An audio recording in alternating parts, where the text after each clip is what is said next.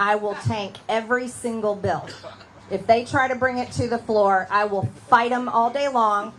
I'll stand on the Capitol steps and tell the press. I'll stand on the House floor and tell the Congress, and I'll tell them in every single meeting where they try to twist my arm.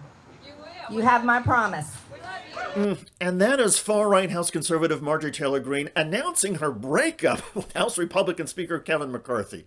As Republicans take up spending bills that might avert a total government shutdown, Greene is pledging to incinerate the government, even if that means the GOP gets torched. But when it comes to spending your money, the taxpayer dollars, writing the actual checks is where I will go to battle. And I've already started it. I did it yesterday, and I voted no on that defense bill that sent money to Ukraine. We've got 5 more bills coming next week, so let's talk about it. Most establishment Republicans favor sending more arms and equipment to help Ukraine fight the Russian invasion. But some conservatives who are isolationists oppose the U.S. help, and Greene's conservative MAGA district is staunchly America first. Do you want me to vote to send money to Ukraine? No!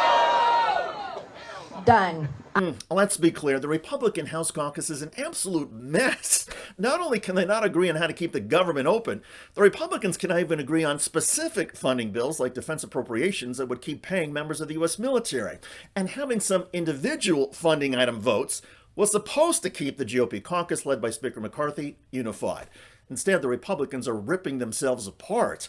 And MAGA Republicans, including Marjorie Taylor Greene, Matt Gaetz, and Lauren Boebert, are largely to blame.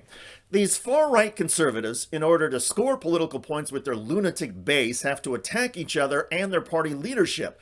Greene, for example, who took major flack from her MAGA fans a few months ago by compromising on the debt limit increase and supporting Speaker McCarthy, is now reversing course. In other words, old Marge appears to be back, and she's lashing out at everybody. The irony is that the Republican caucus infighting over government spending has positioned the GOP in such a way that the party will get all the blame for the looming government shutdown. And normally political parties try to blame the other when something this disruptive occurs. Oh, and by the way, a government shutdown could also tank the U.S. economy. So while Republicans are complaining about inflation and higher prices under President Biden, a wrecked economy would cause the ultimate financial hardship for most Americans. Amidst all of this, the Republican crosscurrents are intensifying. Donald Trump, in between his deranged rants about his upcoming criminal trials, is demanding the GOP shut down the government. House Speaker Kevin McCarthy is trying to fend off the Trump MAGA forces while simultaneously bashing the media and trying to leverage the border crisis to avoid a total government shutdown. I'm not sure how you continue to report when you see what's going on across this nation. To continue to fund the government to secure the border, I think members should be able to be for that. I don't know why they wouldn't. I'm not quite understanding how shutting the government down by not paying your border agents, when I look today, I see border agents bloody when the fights along the border because of the cartels, our military not being paid. I don't see how that makes your case stronger. Well, logic doesn't often work with the far right, as McCarthy knows, so the House Speaker is now counting on some Democrats to support a few funding bills, a step that will make conservative lunatics like Marjorie Taylor Greene erupt even more. By the way, I mentioned Donald Trump. The former president just gave a federal judge in one of his cases an excuse to put Trump in jail pre-trial.